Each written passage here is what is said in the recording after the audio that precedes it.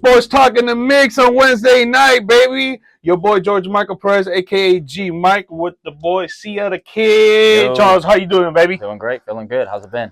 Feeling good, living better, balling earlier. Yeah, I know. A little wiped. Almost messed up my knee. Oh, really? But you're on the opposite side over there. It happens sometimes. Hey, we didn't take any L's today, though. That's like 3 weeks in a row. Well, I did take an L because the Miami Heat just lost to the Cleveland Cavaliers. Actually, the Magic lost as well. Yeah, so that's 2 L's right there for Florida. Florida boys down. Ugh, terrible, bro. Hey, but for my Miami Heat, I'm going to let you talk about your Orlando Magic right quick. But for my Miami Heat, they put up a good fight against the Cleveland Cavaliers. At the end of the game, just like how we always do with the fourth quarter, just choked it. Yeah. Just choked it. It sucks, but it happens. Well, I mean, realistically, though, like Cleveland clinched the playoffs today. Not that really matters. We know, that's irrelevant. But at the end of the day, we put up a fight against potentially the best team in the league right now, record-wise, them and OKC back and forth. But how do you feel about Miami in terms of playoff, play-in? Where are you at with them?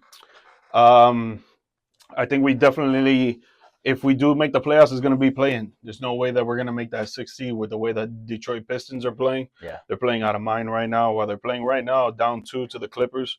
But they are a good, young, hustle, intense team that will not quit no matter what. And it's all thanks to JB Bickerstaff. Yep. He should probably be coach of the year, in my opinion. It's tough, right? Because you know how that is. They tend to give it to the team with the best record, who also has steady expectations. Yeah. Right? So you look at OKC, a good team, but Cleveland, another good team, but took a step forward. Former JB Bickerstaff team right there. I'd be okay with that. I'm okay with rewarding a team like Detroit that has been irrelevant for a long period of time. And just a year ago, they were compared to Orlando in progress, and they've surpassed them. Yep. Granted, I know Orlando's had, injuries and things like that, but this Detroit team looks kind of dangerous. Not for this year. I think they still need some veterans and stuff like that to take that leap. But who guessed Detroit would be looking this good? Yeah. No, but I feel like in the first round, if they're able to play the New York Knicks, let's say, with the stuff right now, all condolences to Cat and his family because they found out that he has cancer. Yeah. So if he's not able to go, which I think he will be later on, depending on how everything goes. But if he's not able to go, the way the New York Knicks are set up, they have no depth, and it's going to be hard for them to rebound without Karl-Anthony Towns. Yeah, that's a team that's leveraged away their intensity on the perimeter to have a more balanced unit. With Bridges coming in and obviously keeping OG and getting rid of DiVincenzo and Hart being there, but that's going to be a huge loss. I don't think this is one of those teams that people can say, well, they didn't have them before. They can just go back to playing the style they were playing before, really gritty, kind of like Orlando did to start the year. I don't think that's the identity of the team as it's built currently. Yeah. I don't hate their depth because it's not terrible when you compare it to the rest of the teams in the East. But at the end of the day, this is a team designed to play from the 1 to the 5. Contenders. Yeah, top level and Cleveland, Boston kind of team. Yeah. And without him, even though I like you said, condolences, and that's a whole other situation altogether. Yeah. But that was a guy I never really wanted on Boston as a Celtics fan because I don't think he's tough when you need him to be tough. 100%, I agree. In the playoffs, he's passive-aggressive. Passive-aggressive, yeah. He's very passive, And unless you have somebody else who's going to you have Brunson, of course, but somebody else on the roster that can bring the toughness like Hart and DiVincenzo were doing, without him, they're going to be in trouble. Yeah. They're going to be in trouble. I think Mitchell Robinson can bring it, but he's just, hurt, a decent player, and he's always hurt as well. So it's going to be tough for the New York Knicks. But one thing I wanted to bring up, congratulations to LeBron James scoring 50,000 points, the only player in NBA history to ever hit 50,000 points. Yeah. Crazy, man. It is crazy, and I won't hate on it. I'm not like a stat guy in general. You're an MJ fan? Oh, MJ the GOAT? Easily. Okay. Easily. We'll have another conversation on that later. Kobe has shown me enough against LeBron to prove that MJ is the GOAT. Okay. Yeah, and he doesn't even need to go against them. But nonetheless, that's okay. That's a whole nother thing, right? LeBron getting washed at 40. He getting old. Man. LeBron getting washed at 40 while he's about to be MVP. I know he's. I'm not saying. He is old. He ain't getting old. When are we gonna say like, come on, man, have a seat, man? When are we gonna say it? No, because he's top 3 in the NBA for MVP voting right now. Okay, No, I'm sorry, not top three, not top three, No. top But, five, top five, yeah. top five. Either. That time is gonna come. When it comes, I would really hate for it to come at a time when we expect him to deliver. I just hope we can see that time coming, and it's not something that's out of nowhere. You know what I mean? But you see, that's my issue, right? Okay. We expect him to deliver at 40 years old. Like if he's playing at 25 years old, like if he's supposed to be doing this at 40 years old. I hear you, but 40 ain't 40 no more. And you got to make Facts, that adjustment. You got to make the adjustment. 100%. You look at the NFL, right? So obviously a whole nother path here. Mm-hmm. But in terms of Burrow, Mahomes, and Allen, they have showed you between three different kind of franchises. If you have a great team and a super young quarterback, you can still be great. That's Patrick Mahomes. If you have a meh team that was just terrible for forever, and even with no O-line, and you have a great quarterback, you can still be great. Joe Burrow, right? Josh Allen, middle of the pack kind of team, you can still be great. So it doesn't matter where your starting point is. Even with this young talent just getting thrown in, you can still be great. The bad thing about that is that sets the bar for all these other players to come in and be great young. And that's not really the overall case yet for the NFL. Mm-hmm. Look at the NFL. Like the expectations on rookie quarterbacks should not be where they are. Should not be where they are. But those guys have changed it for every level of team. Mm-hmm. The NBA is the same case. You know, you got Anthony Edwards, you got Luka, now you got Wemby. You know, these guys are young. Tatum finally getting it done. Most guys weren't winning titles till they were 28 to 32. That's when you really start to win. Right? 80s and 90s and early 2000s. Yeah. So, you know, that just is what it is. But now that age gap has shifted so much downwardly, and you see a guy like LeBron doing it at 40, LeBron at 40 isn't Robert Parrish at 40. LeBron at 40 is like 32 compared to Robert Parrish. No, but he's 40. I hear he's 40. You can't take away. But that's what I'm saying. We keep labeling him like that, like he's young, just because of his results. I hear that. But at the same time, people are just at a better level now. Look at all the other guys in the league. I don't disagree with that. Like all those guys I'm naming is kind of getting to my point there. Luka, Wemby, Ant, whoever, Ja, and whatever age wise. By the time those guys are 38, 39, I fully expect them to still be good. Saw Tom Brady doing it for a long time. Then you saw Drew Brees trying to do it. Then you saw Aaron Rodgers trying to do it. And you have Peyton Manning as well. They all trying to hit that cliff there. And Tom was the only one to really do it. I don't think everyone could do it. Yeah, I disagree because I think it has to do with a lot of diet and training. And I don't think Luka for this instant. Mm-hmm. I hear that. He's fast. This man is drinking beers whenever he wants and smoking hookah. This man is not doing what LeBron is doing when it comes to his body. And I don't feel like, and not even just talking about the NBA, just athletes around the world. If you're not doing what Tom Brady, LeBron James, these top level athletes that are putting some good stuff in their system, training well, resting well as well. Yeah.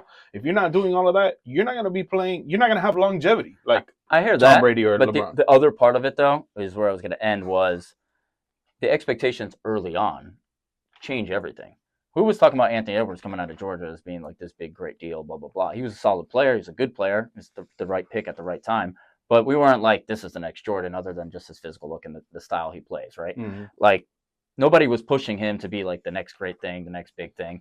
LeBron comes in. He's already on those expectations. Chosen one. Now, granted, you have to live up and you have to put the work in, and he did, right? But that pushes you early at a young age to start developing these stats much in. There's nobody, how many players are coming right out of high school, especially now with the rule changes and things like that, that are able to rack up a couple thousand points in their first 2 seasons already because they're the go-to guy on the team, and they're young, and they're already got the size and development body-wise to take over the league. There's not that many guys doing that. Look at the math. Over 20 years, if you average 25 points per game, any player, 20-year season, 25 points per game, and you play every single game, you would still fall short of LeBron James' point total right now. Not only by less than 100 points, but still. So that means somebody would have to average 25 points for the entirety of their career for 20 seasons. One, how many guys want to play 20 years? Only guys that have a Jordan-type legacy that has the ability to even make that mark. Like, we were never going to compare KD to Jordan, right? But KD was on pace to score a lot of points and do a lot of things. But look at his career now. He's not pushing for point records. He's not pushing for anything like that. He's in redemption mode title-wise. He doesn't need the stats. LeBron needed the stats to compete with MJ in a way where it's like nobody's going to give it to him because MJ's undefeated in the finals. And this is what LeBron needs. I need to get all these things. And so he has something to chase. Okay. Are we is it safe to say that we're comparing LeBron to Michael Jordan right now? Or is it safe to say that LeBron is better than Michael Jordan? Is that what we're basically saying right now? I'll never say LeBron is better than Michael Jordan. My eye test just shows me that he's not better than Michael Jordan. I've never had to doubt Michael Jordan ever in my entire life from the point he took off. When we say he's better than Michael Jordan, in what context is that? Because Just if general. you're comparing player to player, I wouldn't compare LeBron to Michael Jordan. I would compare Kobe to Michael Jordan and LeBron to Magic Johnson because it's two different types of players. That's a style of play, though. That's what I'm saying. So let me ask you this: you look at to speak to what you're saying. You look at Tim Duncan, you look at Kobe Bryant. Mm-hmm. You just look at the stats; they're the same. Points per game, number of titles, they are almost identical careers. Mm-hmm. Two completely different players and personalities. Yeah. Right. We don't compare them because of that nature of them two being two separate personalities and style of play. We compare a guy like Jordan to Kobe because they look the same, they play the same. He wanted to be him. Exactly. It's obvious, right? Mm-hmm. However, right now, if you had to pick the best player in the league, who are you taking? LeBron. You're taking LeBron. Best player in the league right now, today. You're starting your team. You're taking LeBron over Jokic? No. If I'm starting a franchise team, I'm taking Wemby. Because because the style of because play, the style, the style of play, what he can do for the rest of the franchise. Age. I'm talking about two seasons. Who are you taking first? You consider Jokic, right? Maybe Shea. Would you consider? Okay, you consider Shea. You consider Jokic. You consider LeBron. Yeah, none of those guys play alike, but at the same time, you're still comparing them. So it is just an overall comparison. Their styles don't have to line up for you to compare the two. It's just who you got, who you want, which one of these guys you're taking. And there's a little list that I would take before LeBron. That's what I'm saying. Like, because of what you're saying, right? If you're telling me who do I want taking the last shot, I'm picking MJ all day. Oh, of course. Or Kobe all day. Yeah. But if you're telling me from start to finish who do I want on my team to win the game, I'm gonna take LeBron because he's gonna make his team better at his peak.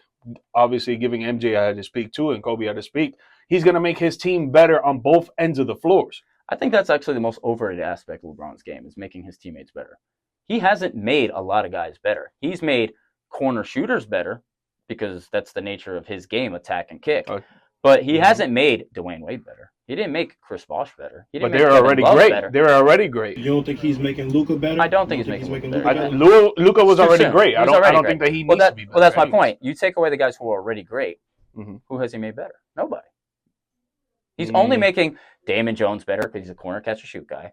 He's guys like that. All those guys are obviously going to be better. Those are the type of players that today every star is making better because of the nature of the game with the kick and pass out kind of thing, drive and kick. So since you bring that up, let's say that every single time LeBron would drive, either try to score a basket, get fouled, go to the free throw line. Yes, he misses a lot of free throws. I'm not going to get on him for that. Let's go. Yeah, I hear you. But he still misses a lot of free throws. Yeah. MJ did not miss a lot of free throws. Yeah. Those are facts. Yeah. But if he would kick out and give it to his guys, and those guys in his whole career would hit 70% of those shots, he's winning way more games than MJ is because of the fact that he's getting his guys open and they're able to make those shots. While MJ wasn't doing that because he was playing the triangle and he was playing iso ball a lot. Yeah, I hear you there, but it's a different era of play. It was. So at the same time, that's like saying, okay, well, look at the way the Warriors won, right? And then look at the way people are playing now. Right? The Warriors are just perceived to be this chuck-it-up three-point team, but they were a great passing team in terms of, the prime Warriors, obviously, we're talking about here. Even before KD. They weren't just chucking up a bunch of three-pointers like a lot of guys are now. They were moving the ball around. They were playing defense. They were top 5 in defense, top 5 in offense. It wasn't just, this blasé nature of scoring baskets. They were actually creating pure offense. And that's what the Bulls were doing at that time, even when they introduced Kukoc into the rotation. I know that was supposed to be a big leap of player that, the GM wanted and all that kind of stuff, but they still put him in and they made all their other tools work, right? It wasn't just Jordan ISO shooting. So there's a lot to that. I'm not going to give LeBron the token, though. We'll have another conversation. Yeah. It's cool. You're an MJ guy. That's cool. I like MJ, too. But I don't know. Overall, 21 years of greatness for LeBron is crazy to disregard. Jordan achieved more and less. Yeah, maybe. With a better teams than LeBron. I don't know. When we come back, we'll be talking a little bit about some NFL free agency. Dope.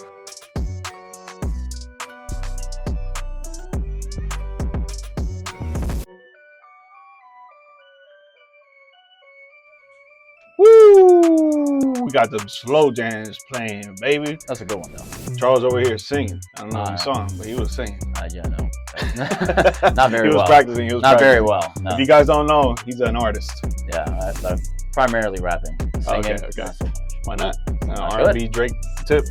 Maybe a touch, but touch, like foot in the pool, sitting on the sidelines. Putting your toes in. Yeah, chilling. I'm not even sitting. Oh, it's in too the cold. I'm sitting on the dry part of the pool with my feet in. I can't even. Hey, welcome back to Sports Talk. Your boy GMike and Charles in the mix.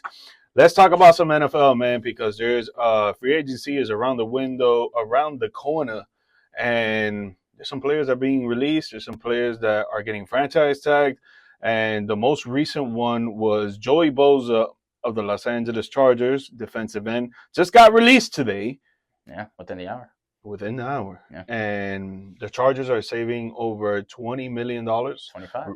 Yeah, releasing him. And I wanted to get your thoughts on this. Is it a good idea for the Chargers to let this man go when he's been a wrecking ball? Yeah, he's one of the best defense. ends in the league, But it's kind of like the Khalil Mack thing. I don't know if you remember that. Mm-hmm. When the Raiders decided to move on from him, send him to the Bears or whatever. But it's tough to say, it can be a Saquon thing where he goes elsewhere, plays very well. And, in the NFL, it's kind of a weird thing. A lot of guys like to stay in division. They get used to playing those teams. They get used to those markets and understanding them with 2 times a year. You don't want them to end up on another team in your division, obviously, especially with those teams being, the Chiefs, the Broncos, the Raiders or whatever, but they are a team looking to spend. 100%. But at the same time, 25 mil is a lot of cap space for a guy who's been banged up. So I don't know if I would choose that. I think I would just bite the bullet and sign them and keep them because they are a contending team. But at the same time, they do have a lot of spots that they could be shoring up because they lost a lot of receivers. They lost a lot of other pieces over the past 2 or 3 years. So I understand that. And being a Bengals fan and putting all your eggs in one basket doesn't always work. Yeah, I think they're trying to save money, obviously, trying to spend it in other aspects of the team. And I think they'll try to go in the draft and maybe their first round pick is going to be a defensive end. When it comes to college and when it comes to the SEC, there's a lot of defensive ends that can go around everywhere. Always. Yeah. So, I mean, I think it's a good move for them to try to save some money. Well, we'll see where he ends up. Do you have any teams right now you think that he would end up just off the top of your dome? I know it's just a few hours ago. It just happened, right? Yeah.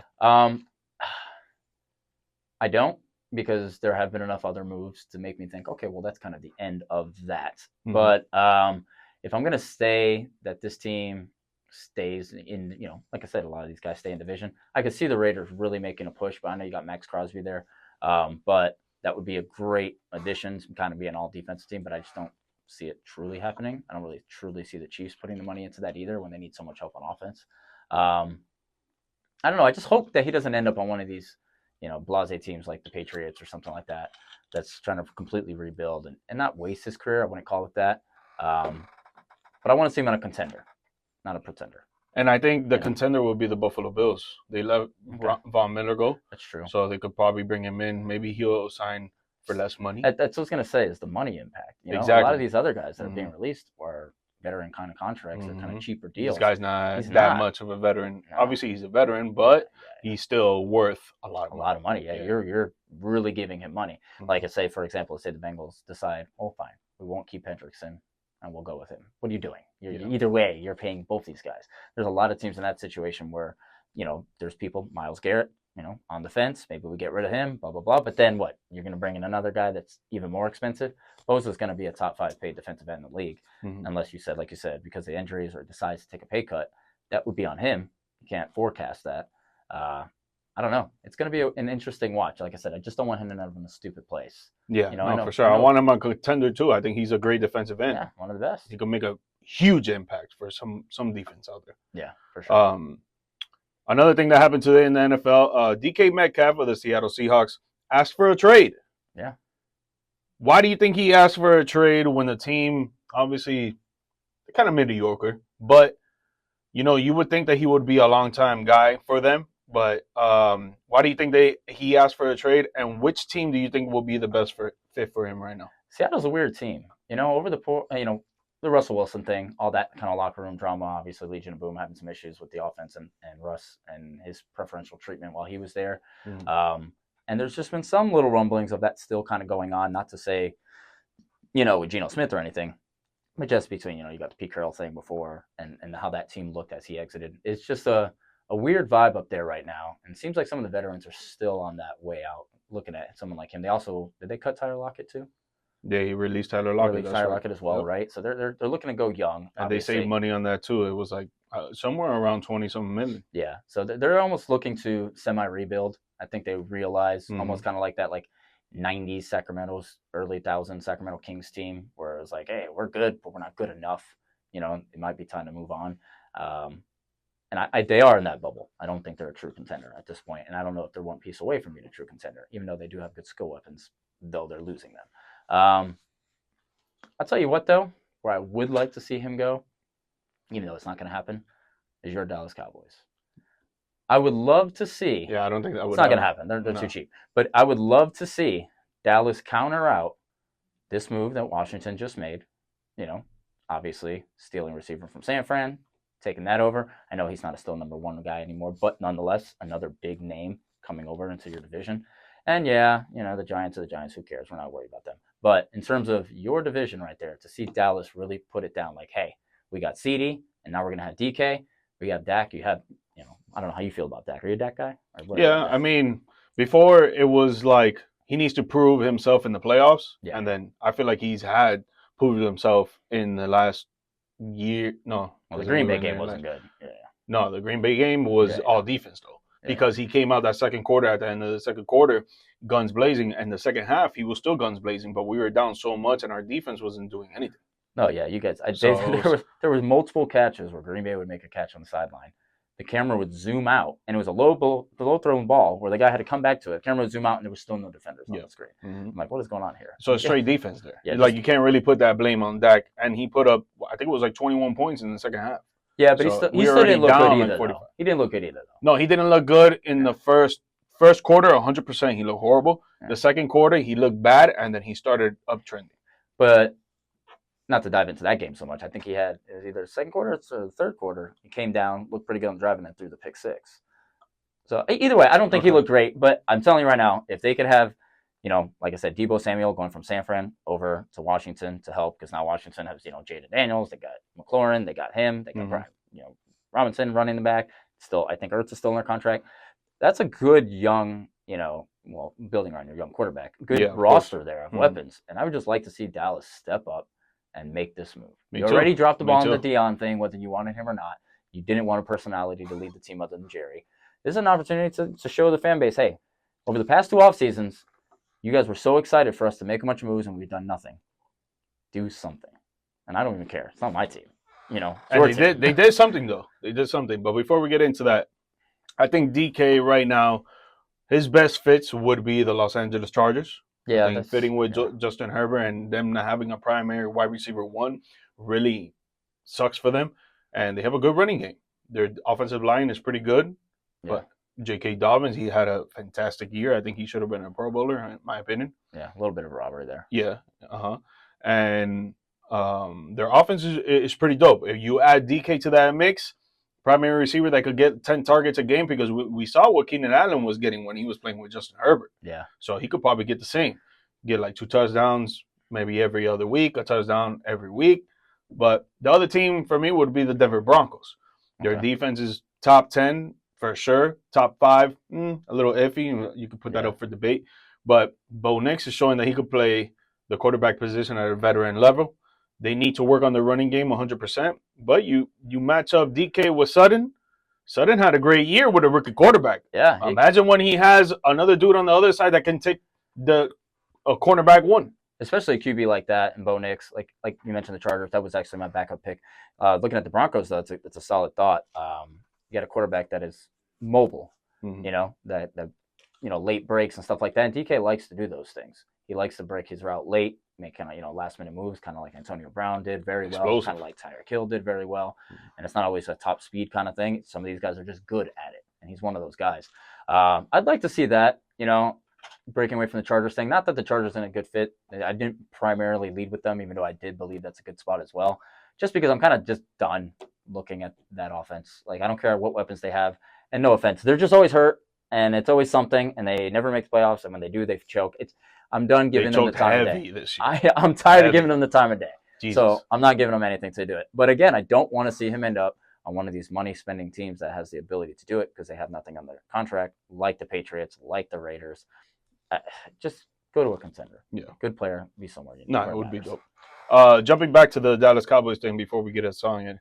So the Cowboys, they restructured Dak's contract and created $36.6 million in cap space. They also restructured CeeDee Lamb contract and created $20 million in cap space. So in the past 2 days, the Cowboys have created $56.6 million in cap space by restructuring these contracts. Yeah. And it's pretty exciting for us Cowboys fans because we haven't had this type of offseason where we have a lot of money to spend. DK money. But it could be trying to get Michael Parsons, his contract, because I've heard rumors that it should be 4 years. I think it was like 100 something around there.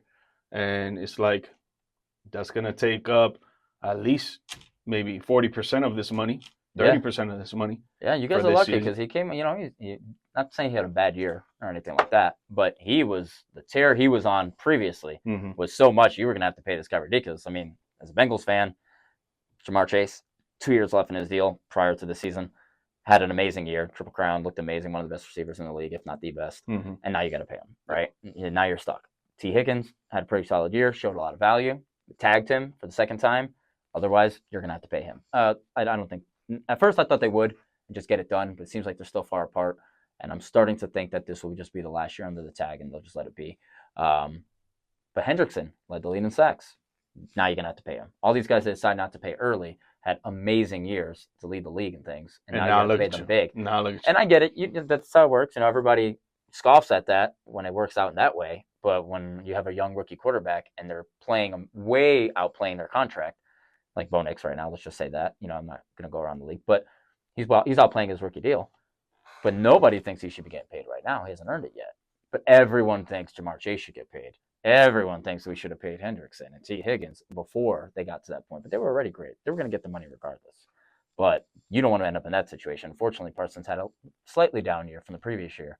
So that maybe you don't have to use all that cap. Maybe you could help out the rest of that defense. And, I don't know what else things you really want. You're going to get our defensive tackle. So you get your running back in the draft, looks like, I doubt it. Get Genty? I doubt it. You don't get Genty? Bro, the way that it's looking right now, man, it's looking like we're going to sign one of these veteran running backs off the free agency waiver. Nah, you get Hampton. If you can't get Genty and he's gone, you get Hampton from North Carolina. Even R.J. Harvey from USC. I love Harvey. Down the street. Local. I love Harvey. Hey, man, I'll take him. But Hampton's a better catching back. 100%. And I think 100%. And he'll be there. He'll be there. I know it is taking running backs in the first round is always kind of unless I think Genty will be there when we go up. Oh, I think the only team that will probably take a running back is probably Chicago.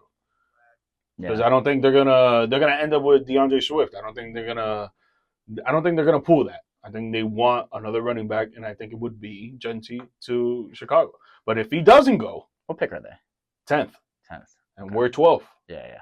If he doesn't go and he's there at 12, my opinion is we take him. But I don't think that's gonna happen. I think we're gonna take a defensive guy easily, or if not, a guard or a center.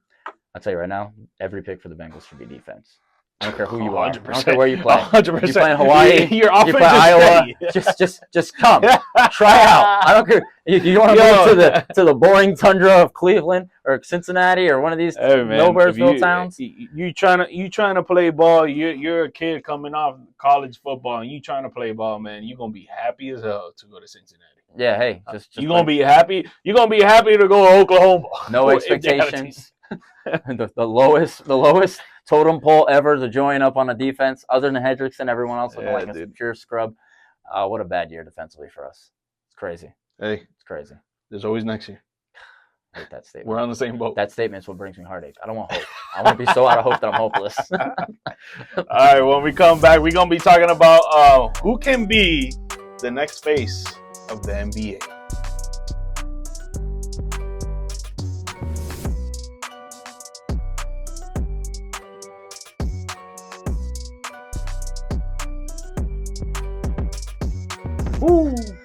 Ooh. Mika playing the jams. Oh. Mika, I think your last name is Parsons, and you better get paid, baby.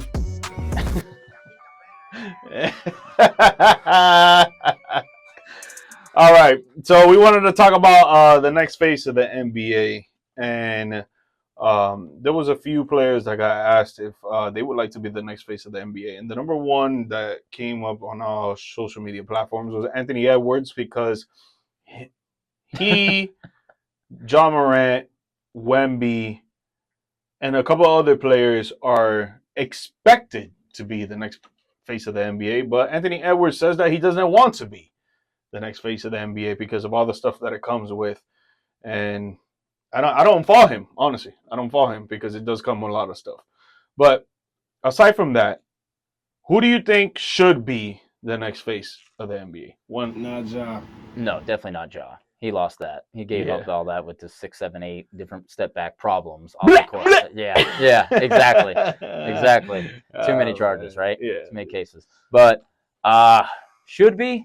It should be Jason Tatum, just because of accomplishments. But realistically, it takes a personality to do it, and he doesn't have it. I don't think. Going away from that, who does, right? Who has that Jordan, that LeBron bravado that kind of gives you this is going to be the guy for the next 25 years that you're going to be annoyed about, whether it be a million commercials, winning championships, teaming up with other great players, being a problem overall. Should we weight it off of who did good work or who we just think deserves? So I think the problem is I think it's both. Well, it is both, but currently what makes the question so, odd is that most of the guys that are great are under 27 years old. It used to be, like I mentioned, 27 to 32. You really start to get into that championship mode. That's not the case anymore. Mm-hmm. You got a league of variety on a lot of teams that are, in a good way, dispersed. As like you had all those big threes and stuff like that, where you knew Indiana wasn't going to win. You knew Utah wasn't going to. You knew like 20, 30, 20, 25 teams were not winning as soon as the season started. Now there's a lot more variety. There's a lot of things. There could be upsets. Teams are a little more balanced now. It's not a bunch of stars on one team. I know Boston's pretty stacked well, but in general, across the league, there's not, all these guys teaming up as much, which is fun, but it puts you in a spot like who's going to stand out. Can't be somebody young. It can't be. It's unfortunate, but who else is there? Giannis is the only person, and I think his game doesn't allow him to take that next leap because he's not a consistent shooter, and in a league that's shooting more and more. And yeah, he looked great when they won that title against Phoenix. He was almost putting a stamp that he was going to be the guy. And then the very next year he wasn't. So who's willing to follow it up if you already got personalities like Anthony Edwards, who has the game to do it, but it doesn't want the pressure that comes alongside it. So it takes a personality to do it on top of the accomplishments. And other than really Luka, I can't see anybody else. And Wemby game-wise, and I don't know. He kind of does have a little edge to him. Even took the All-Star game a little personally. So I think he could be that guy, even on a timid And he's team. been ready for the spotlight since he was like 10. Yeah. So if I'm going to put money on it, I'm going to go with Wemby. I think he'll be the guy, especially since San Antonio's looks like they're willing to make moves, bringing in Fox and doing things like that.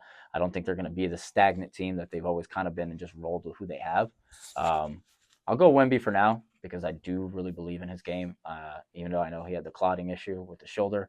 I'm going to just bypass that for now. I don't think that's going to be a Chris Bosh thing or anything like that. He'll be my pick. I hope and pray, right? But right now, that sucked I'll go for Wemby. us. And Miami Heat. Yeah, but even then, it just sucks for the whole NBA. It sucks in general. You want to see everybody playing. 100%. Yeah. It sucks to say, but I think Stephen A is right in the fact of the NBA fans will not let a foreign player be the face of the NBA. It has to be an American player. I think they're not going to let it happen. And again, I think it sucks because I don't believe in that. I think it should be someone who is great on the court and great off the court, like you mentioned, a personality. I think Wemby would be a great choice, but I think it's going to be Jason Tatum. His resume right now just speaks for itself. NBA champion, multiple All-Star games, multiple MVP voting at top 5, multiple All-NBA teams, and the list goes on and on. Yeah. And he's only 26, 27 years old. So with how things are looking with Boston, he might be a back-to-back champion before he even hits 30 years old, honestly. Yeah, we're looking good, man. F good. Boston, always. No, you love F them. Boston. You love them. No, You got green shorts on? No, negative. I see them. No, they're not. It's a different green. It's a different. This is the green. Milwaukee Bucks green. That's okay. Any green but Celtic green, whatever.